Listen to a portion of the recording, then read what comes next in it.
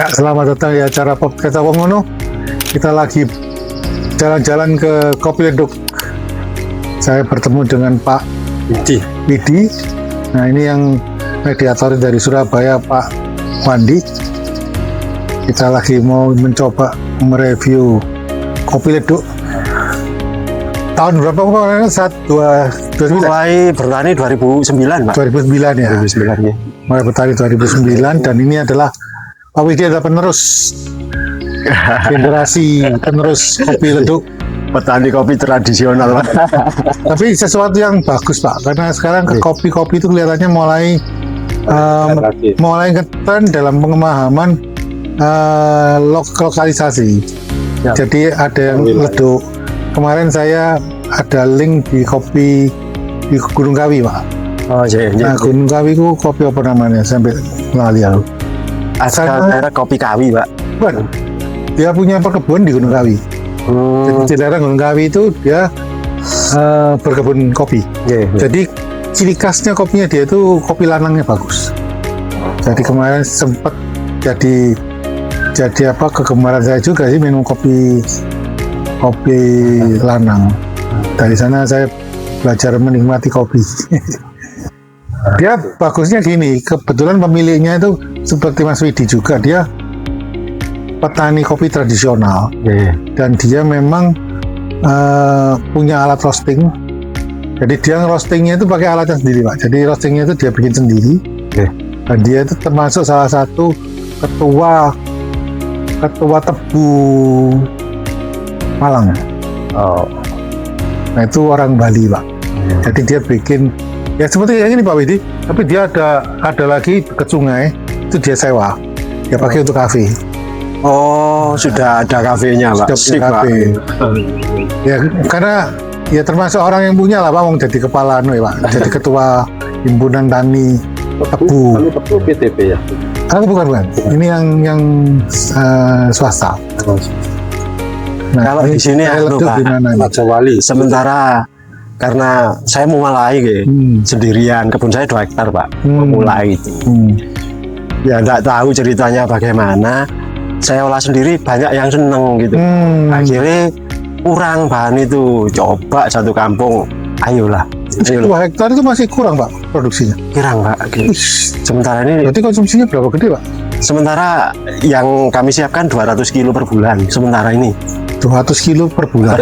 Ya. Nggak banyak, Pak. Nggak banyak. Setahu saya yang di Jawa Barat itu, yang di Kawi itu aja hampir 500 ya, Pak? Per bulan ya. Per bulannya. Kita belum mampu, Pak. Masih 200 kilo per bulan. Cuman yang kita produksi ada kopi Arabica, Robusta, terus sama yang paling disenangi kopi luwaknya, Pak. Jadi termasuk di 200 kilo tadi. Nah, kopi luwaknya berapa persen, Pak? Enggak sampai 20%, Pak. Sedikit. Liar nih. Bukan ini ya, bukan yang penangkaran ya? Bukan nih. Jadi sistemnya gini, Pak. Teman-teman sebelum ke kebun, sebelum kerja kebun, nah sampai kebun nyari dulu. Bersenian. 30 menit sampai kadang 45 menit ngambili. Yang berseni ini ya. Kotoran luar. Baru taruh di pondok, kerja kebun biasa. Nah, rata-rata petani 1 bulan bisa dapat 5 kilo, bisa dapat 10 kilo kalau luaknya. Iya. Wah, ya oke, Pak, petani ini, Pak. Terus kan 1 tahun sekali, Pak. Setahun, tapi tiap bulan sama ngono, Pak. Nah, kopi luwak itu adanya cuma saat kopi itu matang, Pak. Oh iya. Nah, kalau kopi nggak matang, nggak produksi kan, Pak. Nah, ini yang kopi matang daerah sini hanya 4 sampai 5 bulan, Pak.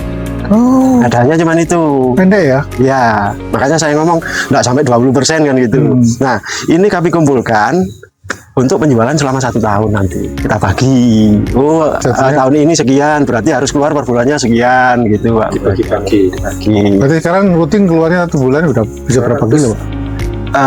Kalau luaknya kurang lebih antara 40 kilo, 30-40 lah, nggak banyak.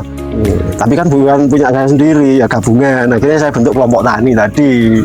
Berarti Pak Widi ketua kelompok tani. Alhamdulillah,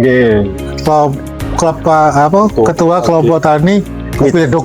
Mitra Karya Tani namanya kelompoknya. Untuk jadi UMKM-nya Karya. Mitra Karya Tani. Jadi kelompok tani, berbasis kelompok tani.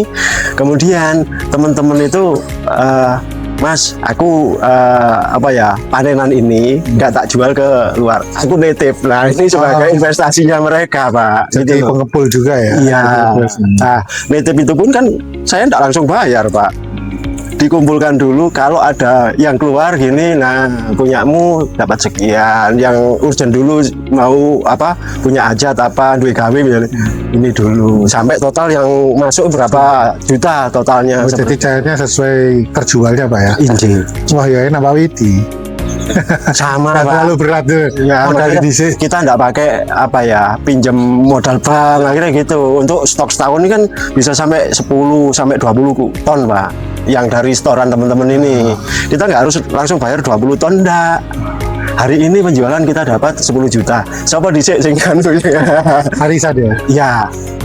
Kadang, Mas aku selak butuh katanya nyunatno, berarti aku butuh iki kok 15 juta dicek. Nah ini saya utamakan Pak. Jadi sistemnya apa ya?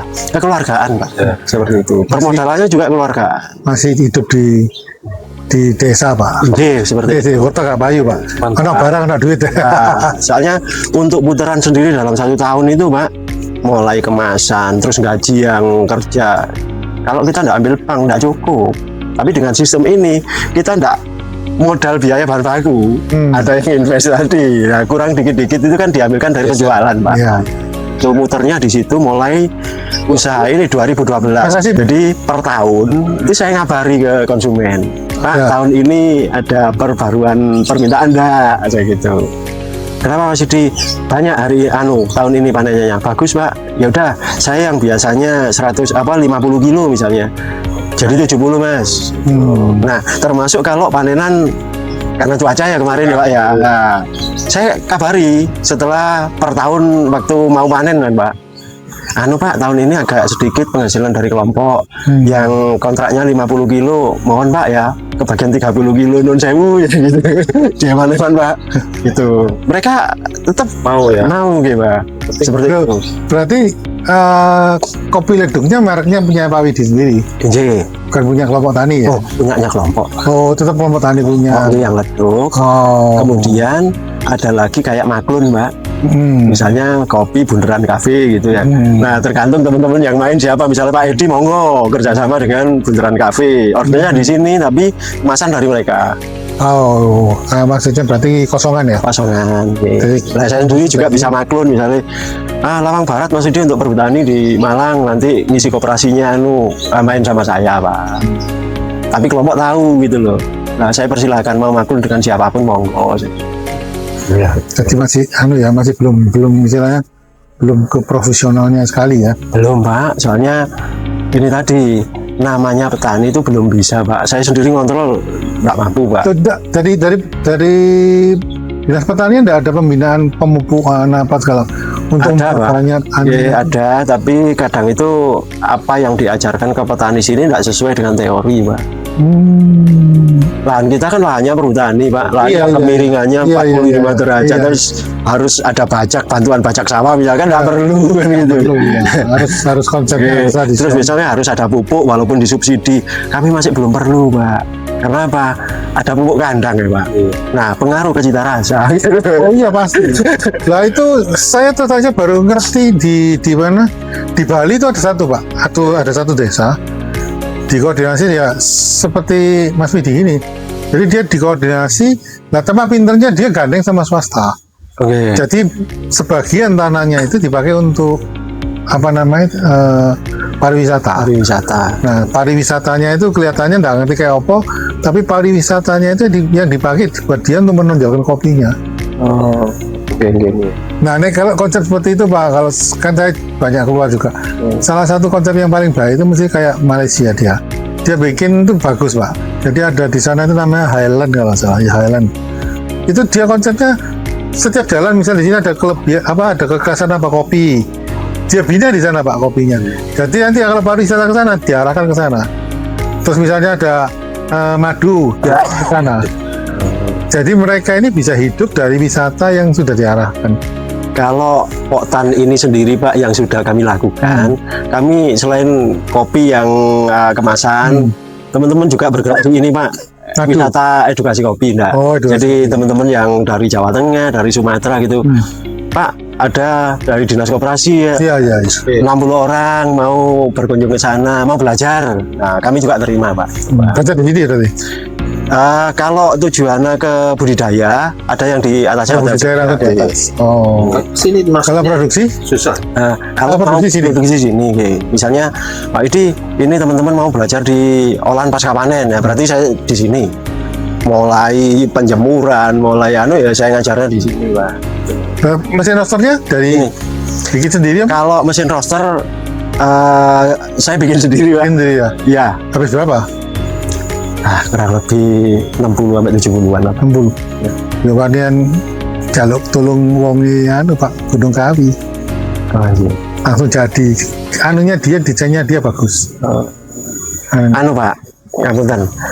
Saya dulu kan belum punya mesin, itu sering minjem ya, istilahnya jahitno ke teman-teman. Bawa ke sana mentah, menurut mereka. Dari semua mesin yang saya coba, mulai mesin apa itu yang dari Puslin, banyak-banyak mesin, itu setelah saya untuk sangrai kopi luwak saya kirim ke Jepang, itu masih ada aroma logam. Waktu itu, kemudian saya kirim berapa kali, tetap masih di kopimu palsu, kopi luwak palsu ini. Loh, kenapa Pak? Masih ada aroma logam.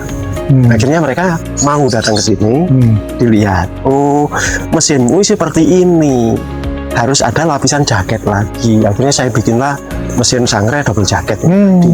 Bisa lihat ya? Monggo, bisa nih. Ngomongnya di mana? Yang di Gunung Kawi. Cuman dia punya agak lebih gede. Oke, nah ini kan Pak, karena jadi enggak saya yang di pesen dari gede-gede, tabungnya hanya 5 kilo tapi decknya gede. Nah, ini kan enggak kecil tapi 10 kilo, karena saya mikirnya gini, UKM itu jelas sih ruangannya nggak gede. Regulatornya harus high pressure, harus itu. Nah, untuk LPG 3 kilo kan sementara ini UKM saya pakai 3 kilo Pak Genun Sewu ya. Sekarang nggak boleh, harus pakai yang 5 ya. Itu ukuran saya 3 kilo itu bisa untuk merosting 10 kilo. 35 kilo. Jadi 3 kali goreng. 3 kali goreng. Jadi setelah ini ngentas Pak ya, dikeluarkan, suhu tidak terlalu jatuh. Oh iya. Karena tersimpan di sini. Nah, pembedaannya di situ. Berarti teman dia pakai double layer Pak. Double layer. Double layer ini berarti. Jadi uapnya ini dia bisa langsung di dalam. Jadi kesimpan di situ kalornya.